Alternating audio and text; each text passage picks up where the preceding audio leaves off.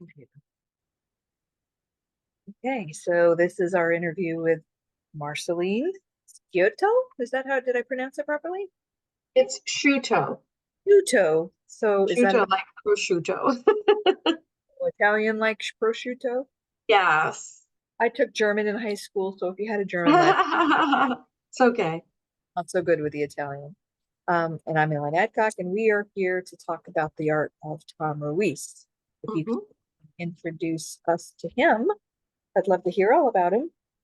Thank you. Well, Thom was an amazing man. Thom and I met in, I think, 1985. Um, we dated and we were married for over 16 years, and we had two beautiful daughters. In 2005, Thom came out and chose to live in a different lifestyle, and but we remained committed co-parents to our daughters, and he was always an artist. um, when I first met him, he was already doing lots of different arts and different mediums, mainly portrait and painting kind of stuff. Um, and our home, when we were married, was just wall to wall filled with his artwork. People would come in and say it looked like a gallery, and it really did. And all different types of things he liked to paint: scenery, nature, people, abstract, realist. But I would say he was more of an expressionistic artist. He liked to look at things through his own lens Mhm. and then create something. He also did sculpting, and one of the most beautiful sculptures that I still have was of a mother holding a baby that he made for me after our first child was born. I thought it was really, really beautiful. Um, we again remained very, very close and co-parented our children, and our children grew up to be very happy, well-adjusted young women. And I kind of laugh about it, but part of our marital settlement was that he would continue to do my hair. He was an excellent hairdresser. We co-owned a hair salon together, and I did the books and cleaned and things like that, and he was the artistry side. Um, and so he continued to do my hair. And let's see, he passed away in 2022 after having been diagnosed for about 2 years. So it would have been probably in late 2019, early 2020, when I started noticing that his speech was slow and tentative and deliberate. And then he told me that people thought he sounded like he had been drinking when he hadn't been. Some of his coworkers would accuse him of, abusing substances when he was on the job. And he began going to different doctors to try to figure out what happened. Um, at first, he was diagnosed with a mini stroke, and then that was ruled out. And I would say it took well over 6 months for him to get a diagnosis of ALS. And I was the first person he told. And, we were both devastated, really, really devastated. And our children were very young adults. I think our youngest was 19 and her sister was 21, and they were both in school. They both had jobs, and they still kind of took turns living with us. We always lived really close to each other. Although one of our daughters went away, she was at UCLA. Our other daughter was local here at UCSD, but they would spend a lot of time with their dad. So we told them together of his diagnosis, and there was a lot of crying because we didn't know that much about ALS when he was first diagnosed. Nothing. I know. This And, I had heard of it, and, everybody knew about the, ice pouring challenge. the ice bucket challenge and Lou Gehrig's disease, but I didn't know a lot about the progression of the illness or the types of ALS there were. And so I accompanied him to a number of his appointments, and he was ultimately diagnosed with bulbar ALS, which, as you know, starts at the top of the head and moves its way down. And that's why the speech is usually one of the first symptoms that folks notice. Right. My husband had FTD, and Mhm. semantic issues as well as bulbar. And so, Right. we lost the speech from a double whammy. He lost his Right. boards, not just his ability to generate speech, but also to understand it. So Yeah. I totally And understand. right. And we were all just really devastated by the information that, there was no cure. There's very little that can be done to slow down symptoms or treat symptoms. And um, he was given initially an 18-month prognosis.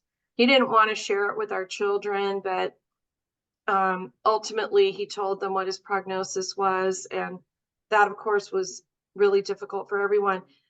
Because he was a hairdresser and loved his clients, he continued working, I would say, at least for a year after his diagnosis. Even though his speech was very difficult to understand, he still had some manual dexterity. He was able to do great hair. um, really, up until about, I would say, 8 months before he passed away. So I was one of the few people that he continued to do my hair until he just couldn't do it anymore. And I could see it was a struggle for him. He didn't have the manual strength. But he continued to do his art. That was where he found a lot of joy. And I know he struggled with, wanting to live longer, wanting to perhaps seek different remedies and treatments and supports.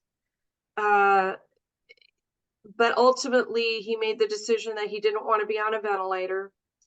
Um, he did wear, as his head lost the ability to support itself, he wore a neck device that held his head up. He was very stubborn about giving up driving, but he got into a few little scuffly fender benders, and then we took the keys away. And plus, he couldn't turn his head Sure. to look and drive safely.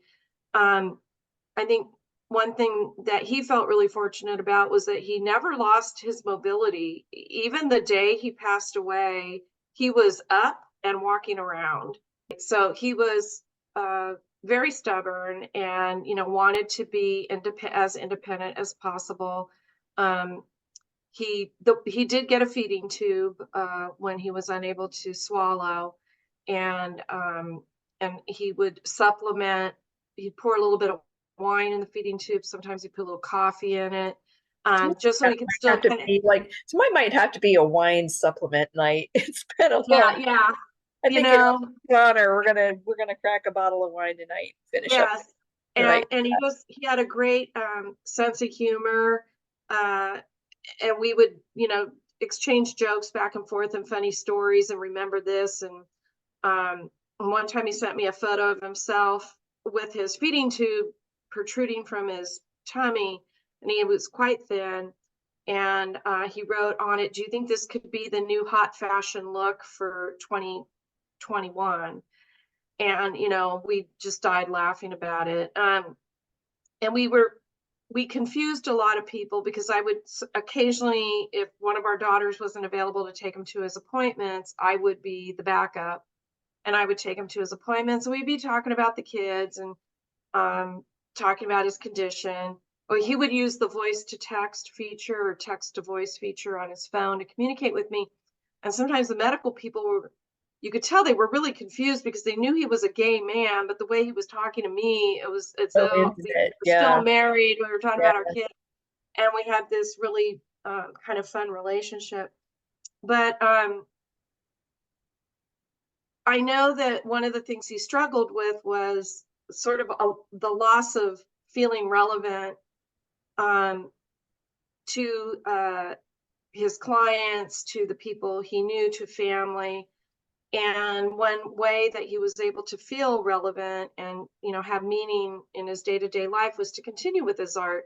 It's So when great. he lost the dexterity of his hands, which was just in the last several months of his life, he began painting with his feet and created some really interesting abstract paintings.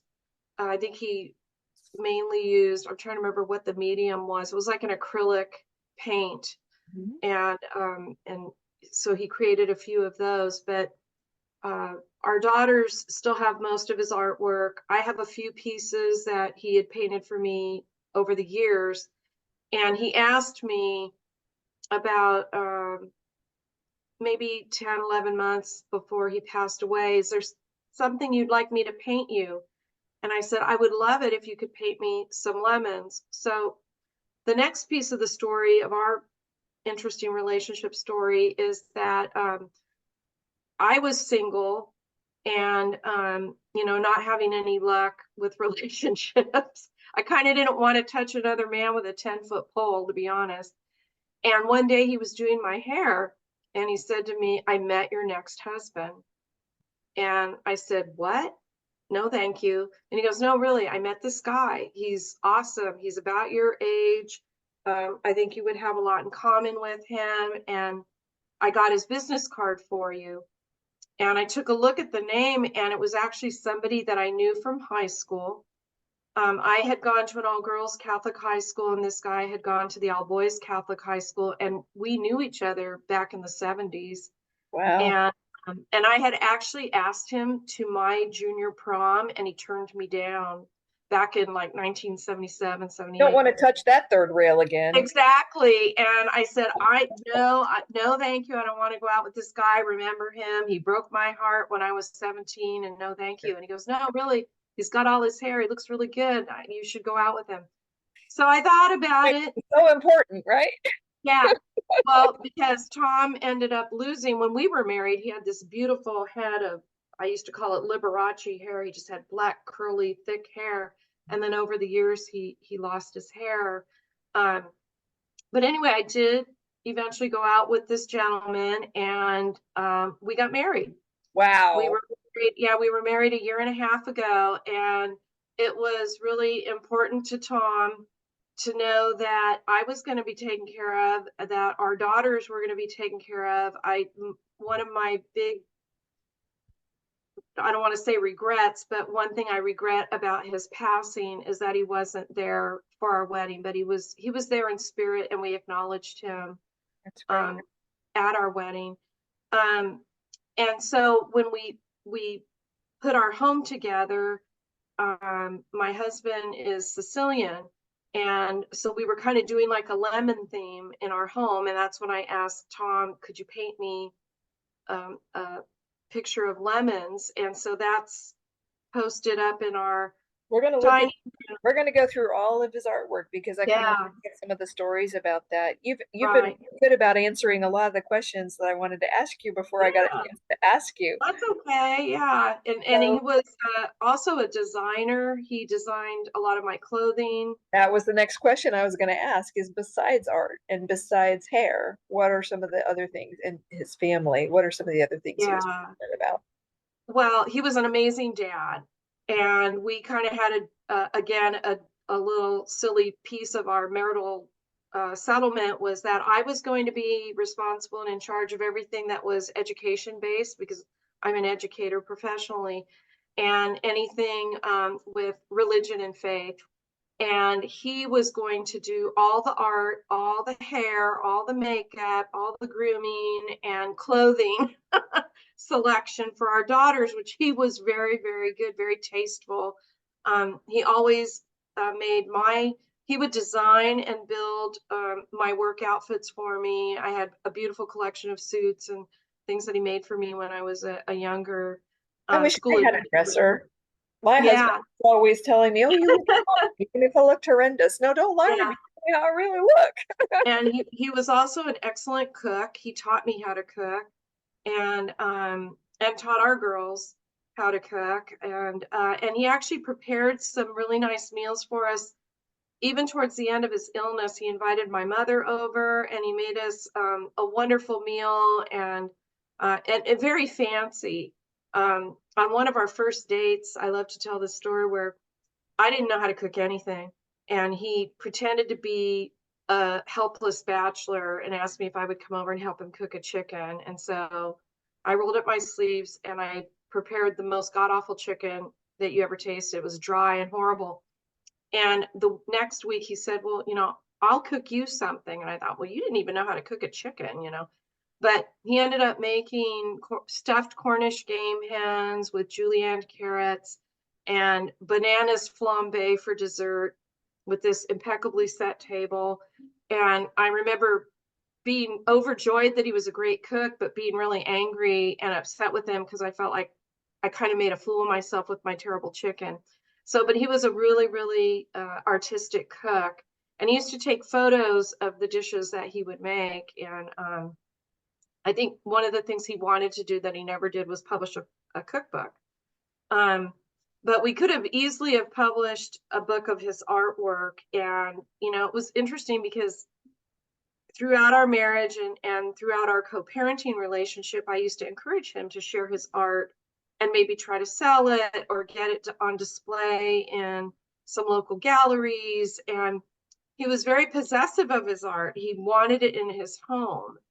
And one of the things I took a lot of comfort in was that when he passed away, that our daughters and I were with him. And we had by then set up a hospital bed in the living room. He was completely surrounded by all of his art. And we were playing classical music, which he really liked. And we three women were chit-chatting. We were just talking and reminiscing and telling fun stories. None of us thought that that was going to be the day that he passed away, because as I had mentioned when we were talking earlier, he was walking around the day that he passed. But it was being a little bit difficult. And my daughters called me that morning and said, Daddy's not being very cooperative. Could you come over and help us?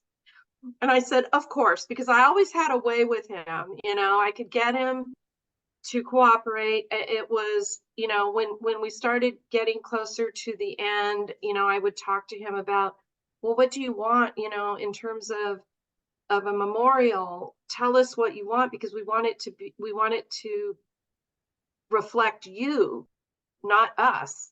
And so he said he wanted Mexican food. He wanted a Catholic funeral and a rosary. He wanted us to dress in black and to wear chapel veils and have full faces of impeccable makeup and not to cry because he didn't want us to ruin our makeup. And he wanted us to tell funny stories at the service. So we did all of that for his memorial. Those were hard conversations, but he would interject a lot of silly things to kind of keep the mood light. I really think mainly for our children. I think that is a tool that we used all the way through our journey, and I still use today as I facilitate support groups. Like, yes, you cannot sustain the level of grief that you feel when somebody is going through a journey like this. You have to break it up. You have to find little bits of joy and create memories through that journey right. that you can hang on to. Absolutely. And I think he also set some goals for himself. He wanted to see the milestone of our youngest child graduating from college. And he made it barely. He was, almost immobile by then. It was very difficult for him to walk, beyond within his own home. But he had an electric wheelchair. So we were able to transport him to the university, use the handicap access. He was able to, get a nice spot where he could see everything. And we were able to celebrate our daughter graduating from college. And that was a huge milestone for all of us. But I think it was really important for him to hang in there. And she graduated in late May of 2022. And then he passed away on June 26th. So that was maybe a week and a half after Father's Day. So he made it to Father's Day.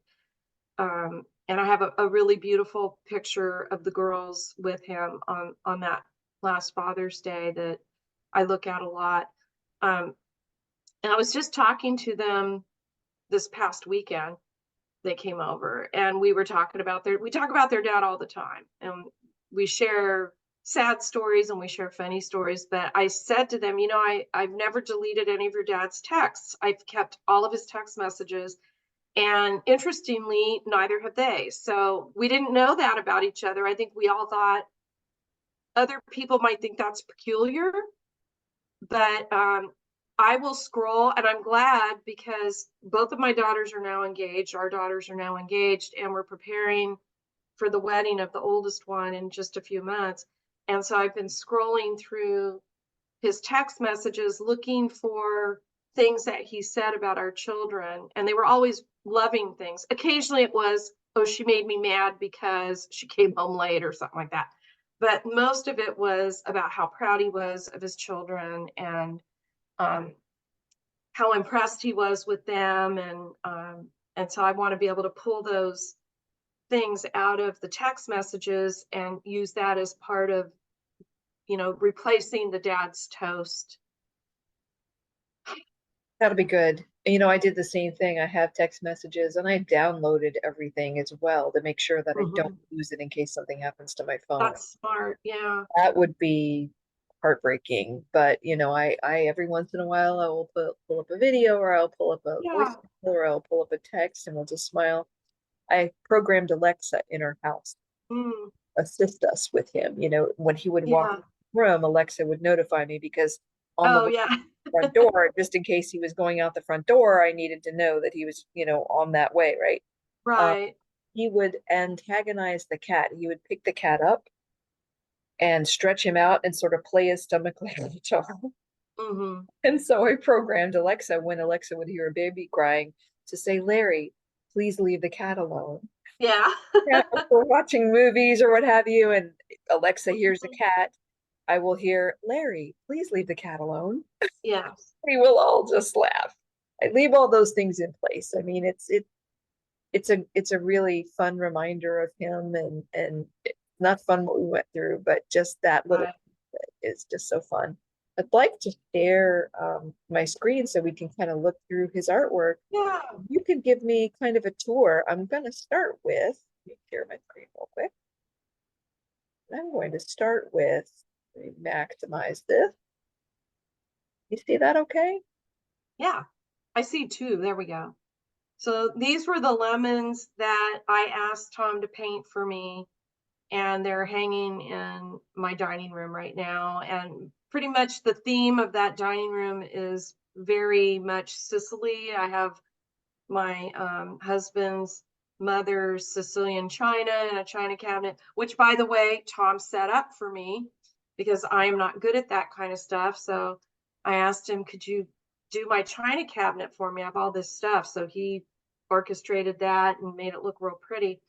And then we have a map of Sicily and some other lemon themed pieces of art. And because lemons are real popular in Italy and Sicily in particular. And so when I look at this painting, I see our family. I see the branch of the tree. I see a lemon at the top and a lemon at the side, and I kind of think of those as mom and dad, and then the two underneath.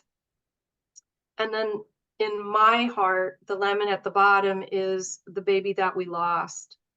That was our first baby. And so when I look at that, that's sort of the interpretation I have. Thom never told me that's what it was, but I know that he was a deep thinker, and it wouldn't surprise me if there was a story behind how he constructed this branch. And even the two lemons that touch each other, being our two daughters, they have always been together in their life. They were either together with me, well, they were either together with all of us as one family, or they were together with me and they were together with their dad, but they have never been apart, or they were never apart as youths, not until our older child went away to college. Um, and so that's kind of how I see it. And I also just view it as really a gift of unselfishness, um, because I know that we're a little bit unique in being a couple that were married and then divorced under kind of traumatic circumstances, but managed to remain very close and loving. And,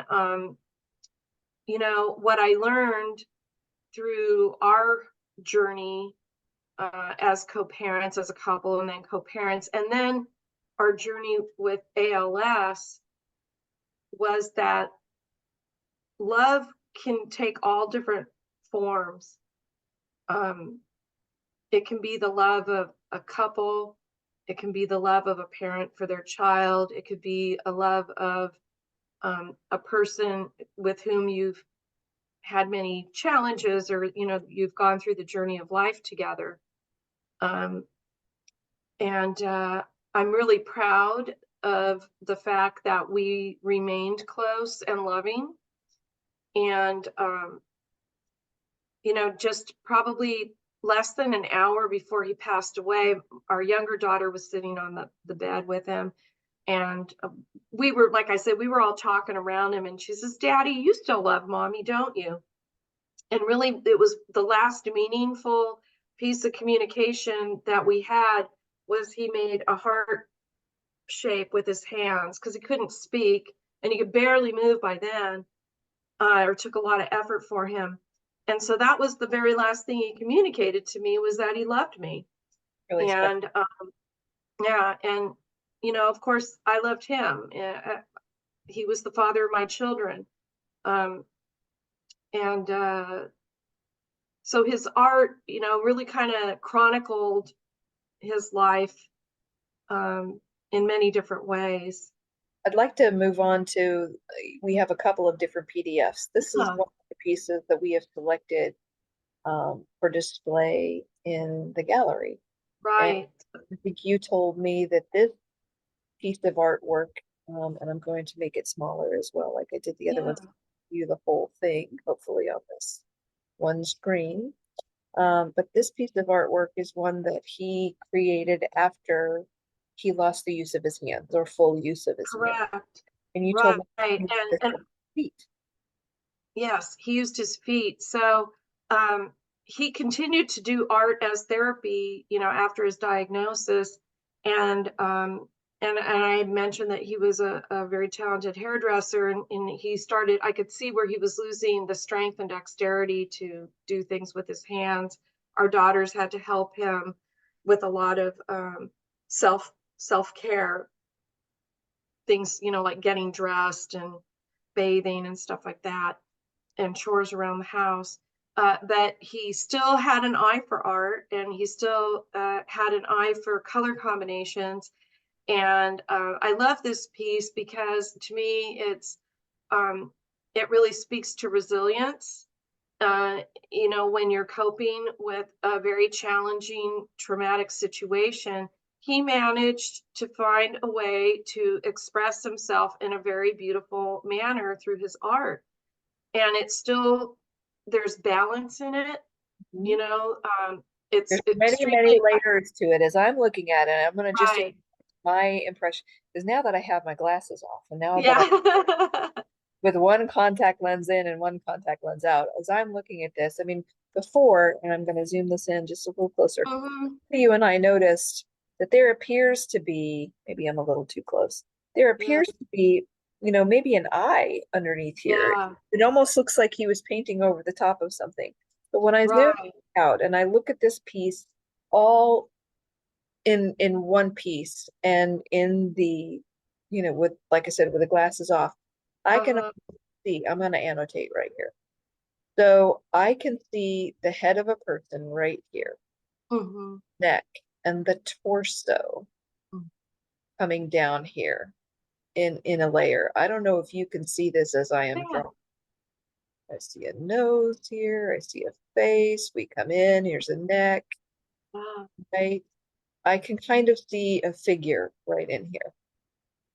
And then I clear that out. And if I'm looking in another place, I can almost see like an eye here and a Mm-hmm. mouth here. And it almost looks like a collage or a decoupage type layering of this paint. Mm-hmm. Um, and then if I come to another area in this painting, it almost looks like where that eye was, and I'm looking right here. It Yes. almost looks like a face and maybe a Joker type smile right here. Um, there's just so many layers to this image, like you said, the color, the balance, Mm-hmm. but also the layering of abstract images that are in this painting really speaks. Right. So I'm really glad we picked this one. Yeah. I'm thinking that there's some frustration in that painting as well, because it could very well be that he started trying to do something with his hands and just was feeling unsuccessful, and then switched to his feet and kind of covered up or painted over some original impressions.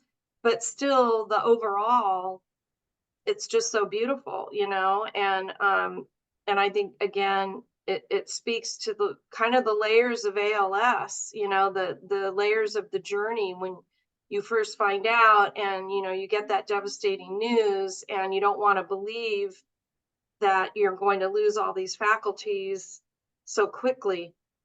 um, but yet, he kept a journal also, and one of the things he wrote in his journal, and he also communicated to me, was that towards the end, he began to look at ALS as a gift, because it clarified for him what was truly important in life. It wasn't things, it wasn't money, it was relationships, people, his children, home. And so I see a lot of that in this as well. I have said Very, exactly verbatim, exactly that. Whether it's talking with friends or, on yeah, support groups, helping people, that you don't think about a devastating diagnosis like this as being a gift, but it truly is. I've met so many amazing people, and I didn't get to meet Thom, but I'm meeting him through you. And I can right. tell he was an amazing person that I would have loved to spend time with. He Um, really was. And, again, we keep him alive in our conversations and in our memories, and just our, talking about the things that he used to say and do. And I think, scrolling through the old text messages. So this is, and really uh, caught my eye as I was going yeah, to talk to me this about is, this one. I see it's in '05. yes. Yeah. So this is an ink drawing that he did. And this was in 2005, which was the year that we separated. Um, and it was kind of a reluctant separation. He, he wanted to stay married, but he also wanted to explore this other identity, or who he felt he was. And that just wasn't what was for me. So, we again, it was important for us that our children have two healthy, comfortable homes to live in. So we went together and looked for a place for him to live, and we found it and purchased that home together. I made sure they had everything they needed. Well, we did. We, collaborated to make sure that they had everything they needed in both of our homes, which were located very close to each other. Um, but when I look at this, I think what I see is sort of an expression of where he was in his life at that time.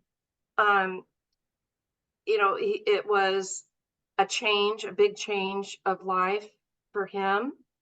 Um, there was some unbalance there, and I think you can see that pretty obviously. Um, but I think that kind of reflects how he was feeling at the time.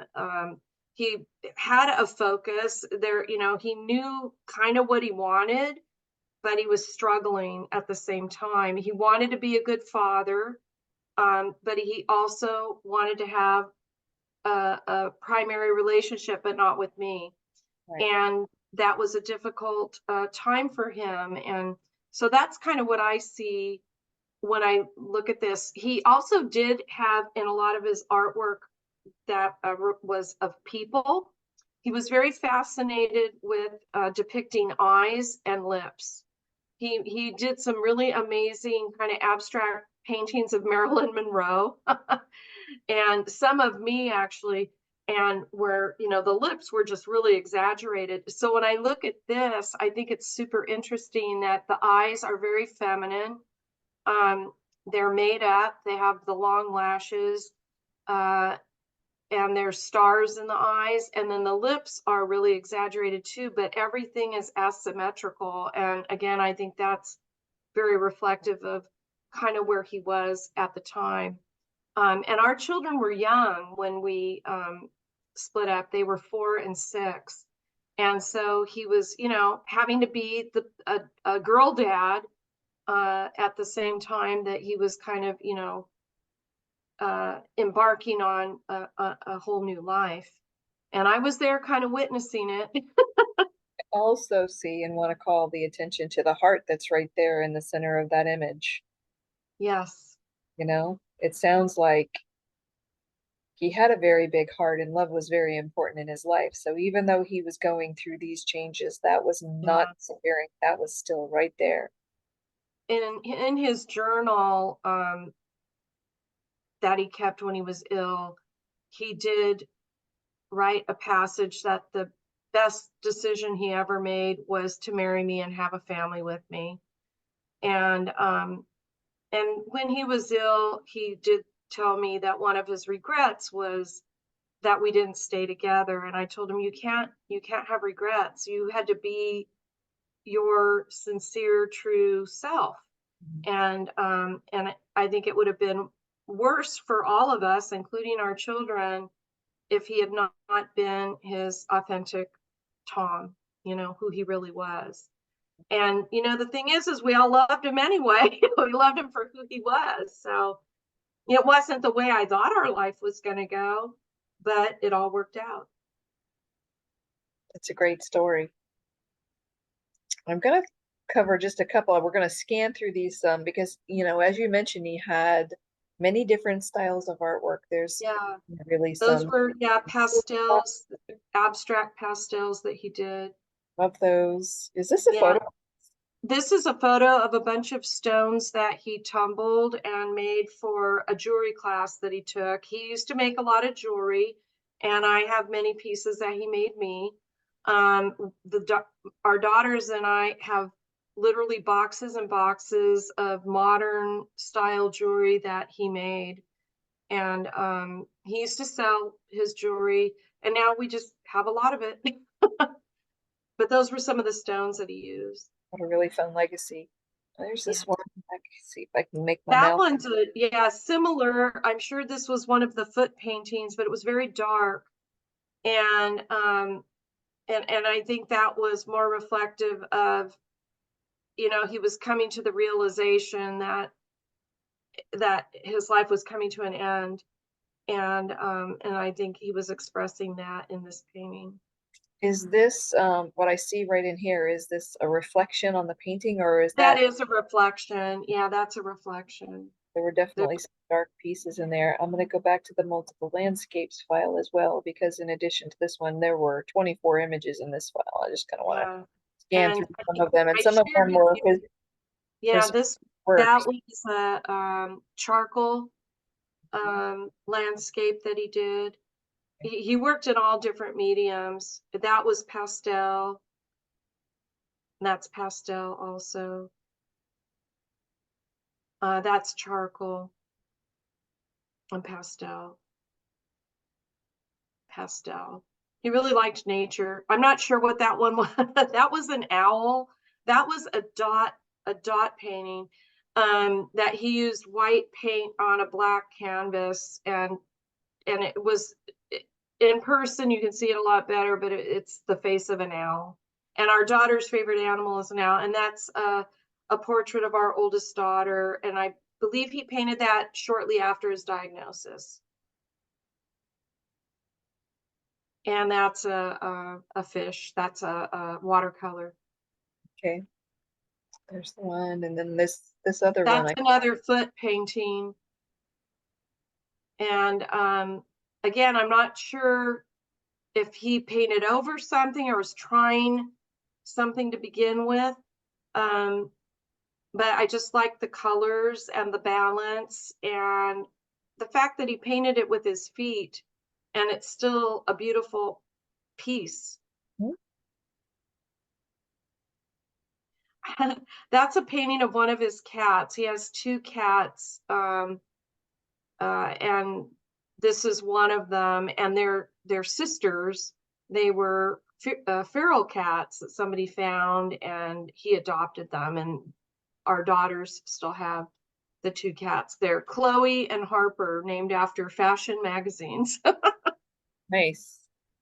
That he painted many, many years ago, and that's an acrylic, and it's very textured, very 3D. And I remember he used a metallic gold and metallic coppery and black colors, and that hung in the home that we shared. This probably has nothing to do with it. It just reminds me of brown bread with raisins in it. Yeah. And this was a piece that he had already painted when we first started dating. So, and I just thought it was so whimsical, and the colors were really pretty. It was, he was young. He would have been in his mid-20s. And this is 86. Yeah. Yeah, we got married in 89. And so yeah, he was a very happy young man back then. And these also he painted back in the mid-80s. Those are beautiful too. And that was oil. This was oil, Lilies of the Valley. And I think he painted this for his mother. Thom was raised in Montreal. His mother was French Canadian. His father was Filipino from San Diego, or from Southern California.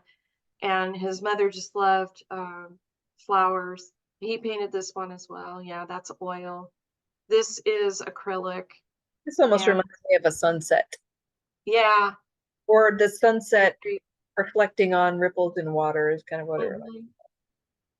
He just saw beauty in everything, and this was a cubist kind of impressionistic, abstract. This might have been an assignment. I think I mentioned earlier, our daughters are academians and I'm an educator, and he was always inspired to be in school. He didn't always take really academic stuff or scholarly classes, but he loved to take art, and he took French classes, and he took some design courses. He actually graduated from a design program at Mesa College, and that I think was for that class. And this I love. I just used to call it the bubbles. This he painted, I think he had already painted this before I knew him. And this was hanging in our home. But I just like the color composition, and it's very symmetrical, and he didn't use any tool. It was just his eyeballs and his hands. And that's, yeah, a floral. That was a oil painting. This was an oil painting, and no, you know what? I take that back. I'm pretty sure this was pastel. And he did this one before he was ill. I think there's one more. I love this one. He painted this when we were newlyweds, and I believe the little face is supposed to be me. And the peacock feather was, we had peacock feathers in our wedding, in all of our floral arrangements. It was sort of the theme, and our wedding color was kind of a peacock blue. And then remember I mentioned he was always painting lips. So there's those lips again. And then he used to tell me that we were the yin and the yang, and that I was the yin to his yang, and that I provided balance in his life. and the cross at the top, really being the Catholic influence in our life together as a married couple and also as parents. Um, and then the sun in there. Um, but I remember he painted this when we were trying to have children. Um, and we owned a salon together, and this was hanging in our salon, and people would comment on it quite a bit. Really And love it. he liked circles. Is that a technical thing? You liked drawing the circles? He just liked, yeah, he liked to represent, he liked to put circles in his paintings whenever he could, but they were 3D, so they were more like globes. And, you know, again, I'm sure there was for him big meaning behind all of that, but we didn't always talk about it. I would kind of look at it and think, wow, you've got some really interesting perceptions of things. But now I look back and I'm able to get some deeper interpretations maybe of what was going on internally for him. Right. Are you familiar with the painting The Kiss? I think it was, Yes, okay, so the colors in this remind me of very that similar. painting, and the Yeah. way all of the different uh, shapes are layered in to create Mhm. this image. It kind of it evokes that for me a little bit too. Yeah. The richness of the frame that's with it plays into that also. I know he used a lot of gold in his paintings. He loved gold, yeah. And he used to paint a lot of murals too. So he did large, really large murals that were, you know, 6 by 4, and those lined the walls of our business. And eventually he removed them from their framing and rolled them up. We still have all of his murals. And when I was a young teacher in the 80s, the school district that I worked for employed him as an artist in residence to paint the interior of some labs, um, so that the kids would have something really interesting to look at while they were in their lab, you know, doing their computer work or what have you. And I haven't been back there in a long time, but I'm curious if those murals are still there, because many of the artist in residence murals that were created in the 80s and 90s are still present at the school sites. So he had lots of different lots of different media, lots of different genres of artwork. What do you think his Yeah. favorite form of artwork was, if you had to guess?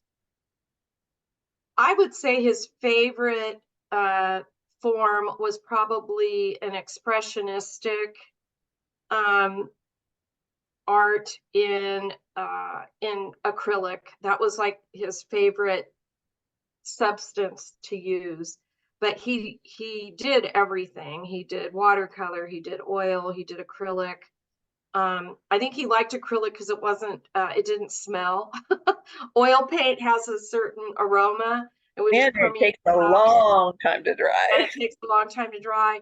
Um, but I think that was his favorite. But he dabbled in everything. He did jewelry, and as I said, he designed clothing. He loved textures and working with fabric, and he liked to create beautiful meals. And so he just was a very artistic person. Everything he did had like sort of an artistic flair to it. And so when I saw this invitation through IMALS, I thought, what an amazing opportunity to share with the rest of the world something that really was rather private for Thom. Um, you know, his friends enjoyed his art. He shared his art with the people he cared about, but he really wasn't all that motivated to try to get out there and like sell his art or have it on display.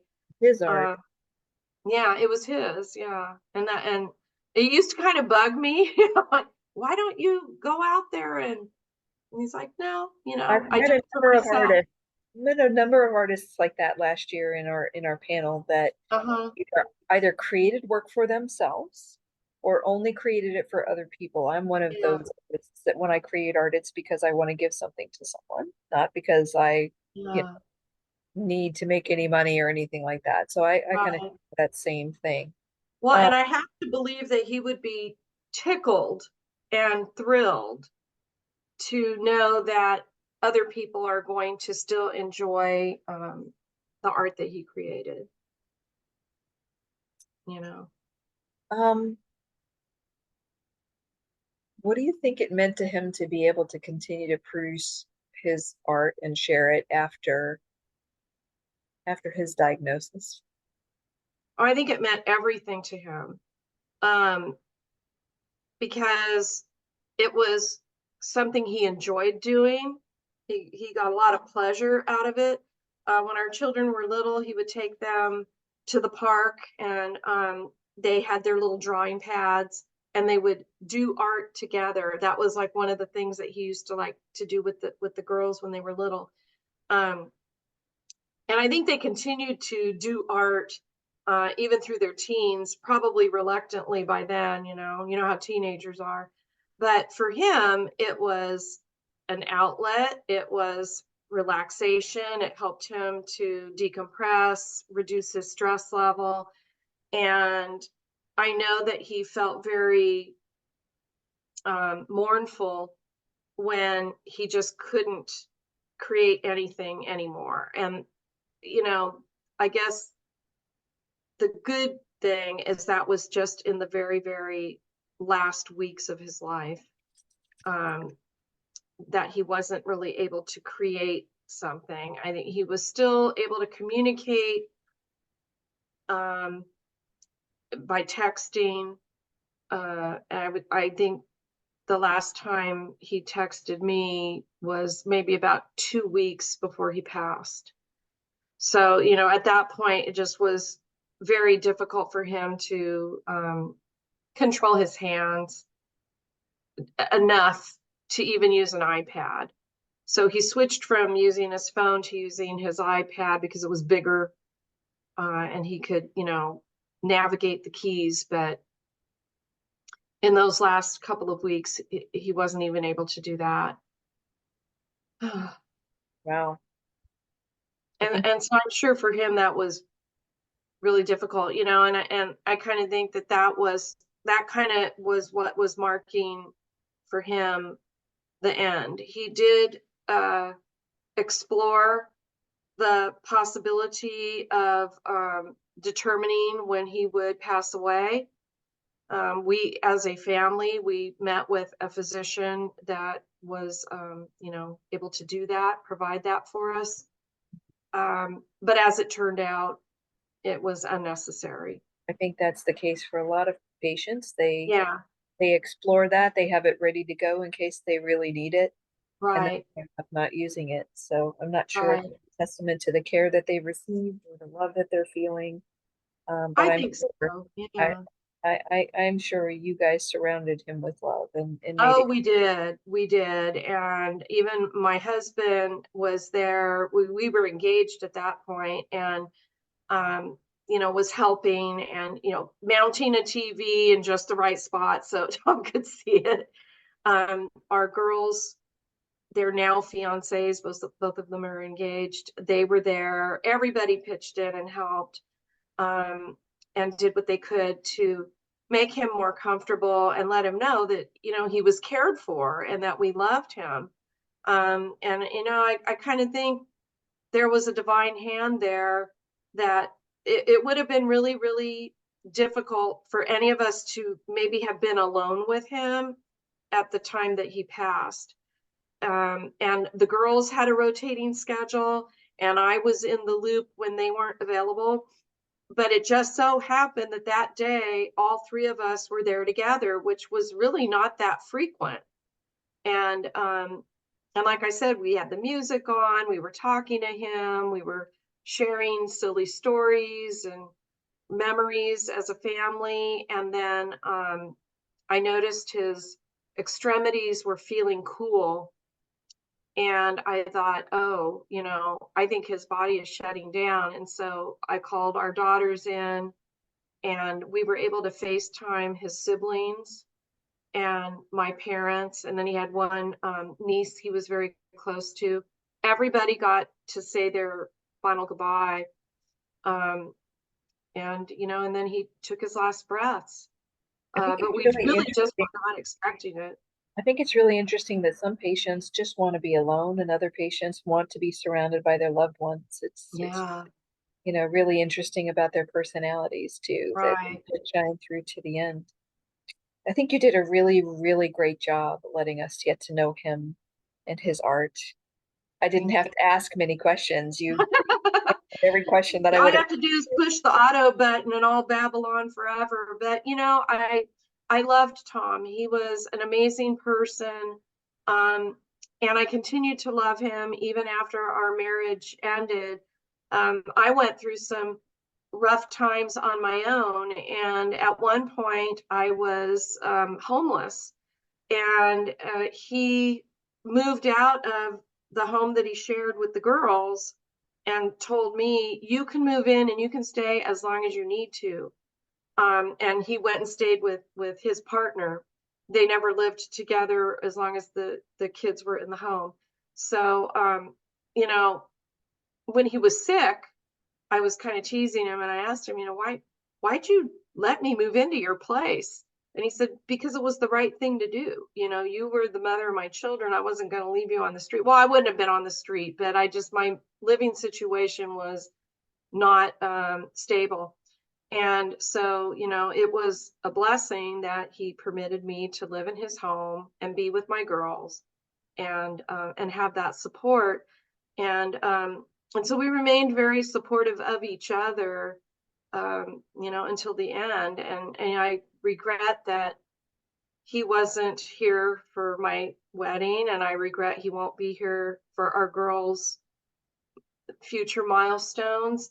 But I have to believe that he is here, and we can look at his art every day and be reminded of the wonderful person he was. He wasn't perfect, none of us are, but he was a None of us good are, person. but he surrounded you with love, and you surrounded him with love.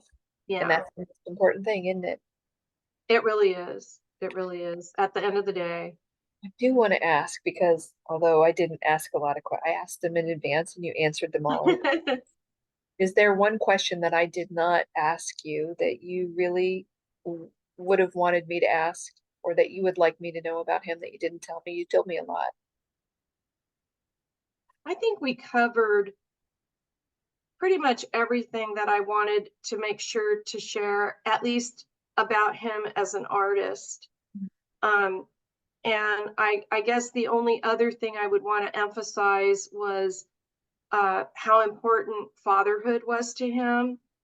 And, you know, I think now the world is a lot different now than it was in the 80s when we were first dating. And couples and families make all kinds of different decisions about how they want to live their life now. Um, and so I think he's proud of the progress that society has made in terms of accepting people for who they are and who their authentic selves are. And it taught me a lot as well, you know, having that ongoing relationship with him. Um, Everybody deserves to be loved. Everybody deserves to be respected. Everyone deserves to seek joy and happiness and fulfillment in the way that's right for them. And for Thom, it was being a dad, it was being a loving partner, and it was being an artist. And actually, on his headstone, he's buried at Miramar Cemetery, the military cemetery here in San Diego. Um, and on his headstone, it says father, friend, artist. Those were the three words that the girls and I landed on to So I describe just him. have to back up and ask. He's buried at the military cemetery. Was it Yes. the military? Yes, he was. He was in the Navy, enlisted in the Navy in the 70s, um, and, you know, did his amount of time, the minimum that you do before he was discharged. And he received a less than honorable discharge at the time, and it was due to homosexual tendencies, which I didn't know. He did not disclose that to me. I'm glad that those rules have changed as well. The military has modernized as well, and Good. they've reversed all of that. And the military actually provided a ton of support because there's a higher rate of um, folks, in particular, enlisted in the Navy who come down with ALS and they Correct. can't figure out what the connection is. So all of his medical was handled through the Veterans Hospital. He got great care. They had, folks come to the home to help us. Kudos to the VA. They really, really supported Tom's medical needs. And it inspired my daughter to seek her master's in public health administration because it's hard enough to navigate if you have a college degree. If you can't speak and you can't make phone calls or communicate clearly with your provider, um, those are some real challenges for our ALS patients. And if you don't have someone who can advocate for you or communicate for you, boy, it's got to be really, really rough. I'm glad that most of the folks that I have met have family support. And then the other accolade I wanted to throw out there was for the ALS Association, um, the local one here in San Diego. Their volunteer group really saved us so many times. They had some wonderful people that would come and make home visits, bring our loved one treats and things to make them more comfortable, little quilts, just anything you could think of.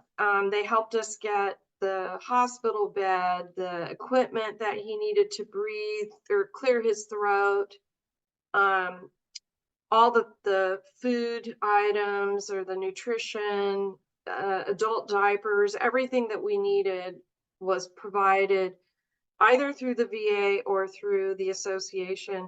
But it was really that personal piece when somebody can talk to you and laugh with you and give you a hug and tell you you're not alone.